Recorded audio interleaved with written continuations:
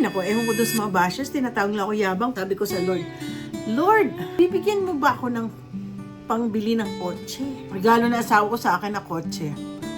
Chevrolet. Two-door pa yon. Yung nga lang, yabang, kilala ako sa Miss Yabang. Ay nako, ewan ko doon sa mga bashers, tinatawag lang ako yabang.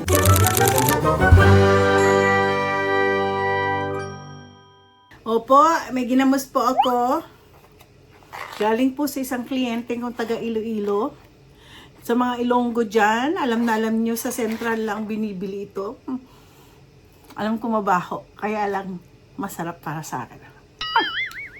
Sarap. Nilagyan ko po ng kalamansi. Kasi pang ulam ko, binigay regalo ng isang kliyente kong may restaurant, is nilagang baka. Di ba masarap po siyang kainin sa ano? Ay grabe. Ewan ko sa inyo, mainggit kayo sa lunch ko ngayon. Lahat regalo sa akin. Ang sarap. Grabe. Namimiss ko to. Kanina nga, kagagaling lang niya, galing Iloilo. Sabi niya, Ne, meron akong ano sa'yo. Pasalubong na. Alam ko kaagad kung anong pasalubong ko.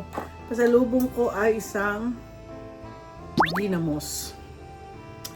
Ibang klase to. Ewan ko anong luto to. Maliliit. Kung alam ko maliliit na isda. Nabibili lang po to sa Central Market sa may Iloilo. Kaalis lang po na sa kong client. Ito yung kliyente kong maraming adult family home. Bibili ho sila ng another adult family home. May nadali kami kasi after the tax season, nagpadala po siya sa amin ng bank statement para kasi hindi extension ho sila. Hindi pa namin natatapos ang taxes nila, pero kailangan nila, ngayon lang nila binigay sa amin yung kanilang bank statement. So, minadali. Nap ang medyo ang nakakaawa kasi siya po gumagawa ng bookkeeping. Ngayon, last week lang pinadala, mga Thursday, di ba Wednesday, last day. So, pahinga ako. Pinagalitan ko kasi, kailangan ko magpahinga. Eh? Sabi ko, hindi ako Superman.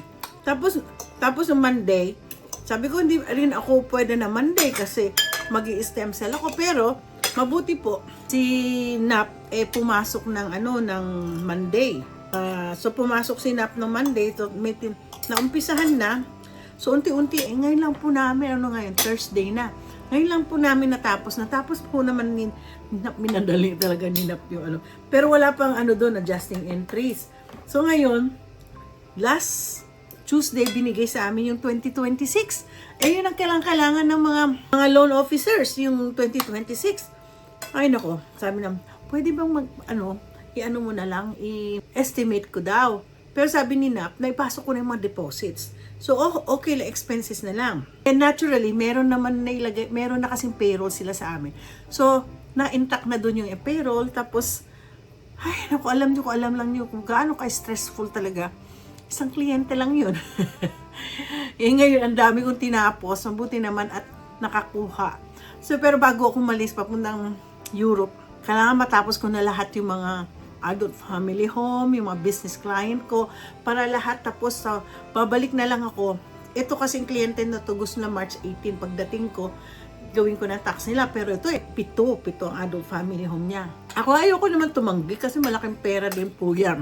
Alam mo dito sa Amerika, nung ako yung nag-uumpisa, lahat puro pangarap. Sabi ko, Lord, magkakakotse kaya ako? Habang naghihintay po ako sa kanto ng Wilshire, sa may LA, Los Angeles, California. Doon po ako nag-umpisa. Habang naghihintay ng bus, syempre, malapit po kasi, ang Wilshire kasi, mula doon sa downtown ba yun, hanggang doon sa Santa Monica. Makikita mo, trending yan Pag ikaw yung nagsakay ng bus, makikita mo yung mahihirap hanggang sa papasok ka ng Beverly Hills, mayayaman na, yung mga ganon. So anyway, pag ako'y nung naghihintay, sabi ko sa Lord, ano kaya? Kaya ko, bibigyan mo ba ako ng pangbili ng kotse. yun lang hiningi ko sa Lord, yung pambili ng kotse. Kasi lagi ako, kaya nga loko nga sa akin ng mga kamag-anak ko. Kasi marami po akong kamag-anak sa side ng lola ko, mga taga southern part ng California. Pero sa may Bay Area, side naman ng lolo ko. Dalawang kapatid ng lolo ko, taga Bay Area. Mga kamag-anak mo, mga pinsan ko, na lumaki kami, sabay kami lumaki nung bata kami. So, nagkikita-kita kami. Isa nga pastor na natutuwa ako. Yun yung twin brother. Twin ko magkamukha kasi kami. Akala kasi nung araw nung bata kami yung magkapatid. Tapos si attorney, pinsan namin. So, lahat po yan, pangarap lang po sa akin. Hindi ko akalain talagang i-fulfill ng Lord yung wishes ko. Yung dream ko, yung dream kong magkakotse. Alam niyo po, nung nag-asawa ako, unang asawa ko sa akin, yung kotse ng nanay niya. Yung kotse ng nanay niya, ang biyanan kong babae, tsaka yung biyanan kong lalaki. Kapag masyado silang maingat sa mga gamit. Lalo na sa sasakyan, lalo ng biyanan kong lalaki. Maingat po sila sa sasakyan, hindi sila yung parang bastos na, yung hindi maganda yung kotse, pero sila talaga maayos. Tapos yung pinsan ng biyanan kong lalaki, may dealership siya diyan sa may Eatonville. Doon sila bumibili. Alam mo, mostly, ang pansin ko lang, ang mga Amerikano, mahilig sila sa Ford. O, yeah. Mga Ford, ano pa mga sasakyan na mga, alam ko kaagad kasi pag may nagpapaano sa akin na hindi na sinasabing sasakyan na, sinasabi lang truck lang meron sila. Hinuhulaan ko ganito. Kapag puti, mga Ford, ano pa ngayon? Basta yung mga American, pagdating kung itim naman, yun naman mahilig sila sa, hindi siya yung ng Escalade, mga ganun. Mahilig ang mga itim kasi mahilig sa magagandang kotse. Buick, mga ganyan. Paano sa Asia? Honda, Toyota. pag sa tanong ko, hula ko lang yun, ha? Pag ginagawa ko, tinatanong ko na, ano ba talaga sasakyan mo? Nilalagay nyo lang car mileage, kasi kailangan ko ng pangalan na kung anong klaseng sasakyan. Alam niyo po, hindi naman po ako manghuhula. Tama mo. Mostly hula ko, tawa sila ng tao pag kinikwento ko. Nakakatawa din mga kliyente ko Pag mahilig, may mga Pilipino din ngayon mahilig sa BMW. Tapos yung German ko na client, sabi niya, ang BMW daw hindi niya type. Gusto niya Mercedes-Benz. Generic lang daw ng Mercedes-Benz ang BMW. Natatawa ako dun sa German na yun. Maganda rin naman. Ayun nga, unang regalo na asawa ko sa akin na kotse. Chevrolet. 2-door pa yon. Tapos, lagi ko pinapaayos. Tapos, yung aking taga-ayos ng sasakyan ko, mga sila Vietnamese. So, pag nagkaroon ng sabi ng asawa ko, Han, when it comes to your car, this is what you do. First, you have to check yung engine ko daw. Second, you have to put gas. Pag hindi na number 3 ko, go to Tran. So, lagi po ako nagpupunta doon yung Vietnamese ko. Tapos, na-miss ko talaga yung mekaniko ko. Alam niyo, batang-bata po siya. Namatay ho siya na, kasi, ang niya yung, kumbaga sa kwan, mahilig siya magkumpuni ng sasakyan. So, alam nyo, batang-bata, kasi pag ginagawa kong tax ko, isa siya sa makauna-unahan kong mga ginagawa ng tax. Nagtataka ako, February na. Actually, January pa lang, nasa opisina siya at nagpapagawa na ng tax. Nagpatataka ako, ba't wala siya? Alam nyo, first week of February, may dumating. Kawig niya, pero mas buwak po. Kapatid lang pala siya. Tsaka yung asawa niya. Namatay mekaniko ko, nadaganan. Kaya kayo po, lagi ho kayo may safety gear. Siya hindi. Wala siyang safety gear, kaya bigla siya na Na-miss ko talaga. Siya, alam mo, sabi niya sa akin, lagi kasi ako nagpupunta doon, pinapayos ko yung kotse, konting kibot lang.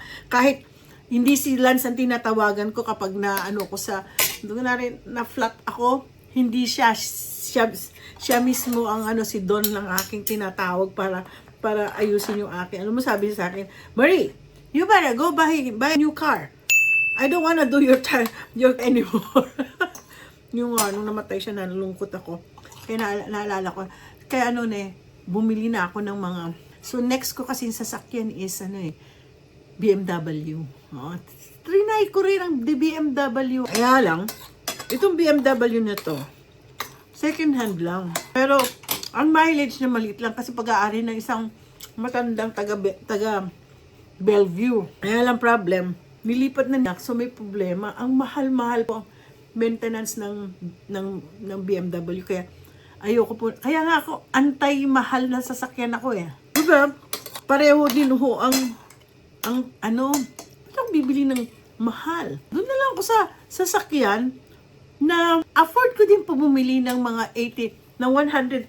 Kaya lang, ba't ako bibili ng 100,000 na kotse? Invest ko na lang yung pera. O, di ba? Ay, ano na magiging ng pera? Pare-pareho lang yung masasakyan na yan. Yung nga lang, yabang, which is, kilala ako sa Miss Yabang. Ay, nako, ewan ko dun sa mga bashers, tinatawag lang ako yabang, pero pagdating sa mga ganyan, ayoko ng simpleng kotse. Kotse ko ngayon, Mazda. Ang ganda-ganda, pero nag-iisip ako, 5 taon, 2022 eh. 21, 20. 5 years na. Wala na. 2 years pa lang bayad na itong kotse na to. Kaya lang, sabi ko sa asawa ko itong year na to, I feel like I want to trade in ko yung kotse ko. Gusto bumili ng another Mazda din. Pero hindi yung mahal. Yung tinuturo ko sa kanya, sabi niya, mahal, it's 65,000. It is? No, I'll just change it to a new one. Kasi ayoko na luma, gusto ko bago. Pero pareho trade in ko. Sabi natin, 30,000, 15,000 worth nun. Kasi well-maintained ang aking kotse. So, 15,000 yun ang utang ko. Di kayang-kaya ko ng bayaran yun, di ba? Ganun lang dito sa Amerika. Tsaka totoo yan. Dito sa Amerika, hindi ka pwedeng, hindi matutong mag-drive. Wala kayong mapupuntahan. At tsaka walang mangyayari sa buhay niyo pag umaasa kayong pag-drive kayo, kung sasakay kayo sa bus, hindi naman, I'm not anti-bus. Kasi nanggaling po ako sa pagsasakay ng bus. Pag nagsakay kayo sa bus, umaabot ng 2 o 3 oras. Ang tagal. Kung matuto na kayo mag-drive, kailangan mag-ingat-ingat lang. Hindi ba dapat drive ng drive? Kaya dapat alam niyo yung mga rules. So, marami kayong magagawa. Marami kayong mapupuntahan pag matuto kayo mag-drive. Kasi dito sa Amerika, kanya-kanyang diskarte para po, paano ho kayo mag-angat-angat ng buhay. Baliban, kasi mostly dito, lalo mga Filipinos, may 2, 3. Ay, talo ka ng mga Kenyan. Umaabot sa hanggang 12 na W2s. Ang ibig sabihin W2s, ibig sabihin 12 ang trabaho. Ang W2, yun yung summary ng sweldo. So, marami ako mga kliyente. Mga Filipinos naman, hanggang lang naman, hanggang 2, 4. 4 na trabaho para lang maano yung kanilang nagsa-sideline din sila, ganun. Kanya-kanyang diskarte. Ako kasi talagang, ako din nag-umpisa rin naman ako sa trabahong 1,600 a month lang naman po ang aking sweldo doon sa LA ako. Alam mo, glory lang talaga ng Lord kung paano ako nag-survive. Sa panahon na to, ang sweldo ng asawa ko, kahit hindi po magtrabaho, kaya niya po akong suportahan. Nagtatrabaho siya sa isang hospital, nasa lab. Isa siyang sleep tech. So, at saka matagal na po siyang sleep tech. Kaya tumaas ang sweldo niya. Nasa 6 figures na siya. Ako din po, sa itong business ko, nasa 6 figures din ang sweldo ko. Siyempre, sweldo ko sarili ko kasi malaki ang contribution ko sa Social Security. Yun ang aking At saka, itong income ko dito sa malaki binabayaran kong taxes. Actually, last year, halos 57,000 nabayaran ko ngayon. Konti na lang, hindi ko pa mabayad din. Nagbabayad po ako monthly. Hindi ko kaya bayaran kasi meron akong binabayaran na payroll. Yun ang, kasi may empleyado ako eh. So, yun ang number 1. Hindi po basta-basta magnegosyo din dito. Kailangan maging honest ka. Tapos, syempre, yung payroll, nagbabayad po ako noon. So, anyway, kung anong kinikita ko ngayon, yun yung po yung ko. At the same time, pagpunta ko na mag-travel, nagagawa ko na. At nakakabili na po ako ng kotse.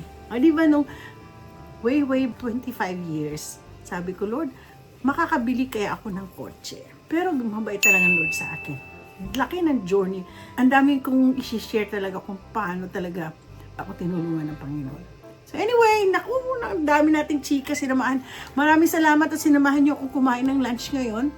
Salamat at mayroon na akong isang kliyente ngayon, naghihintay. So don't forget to like and subscribe. Sana po, malaman. Ito, nagaganito lang po ako para malaman niyo kung anong nangyayari sa akin dito sa Amerika. So don't forget to like and subscribe.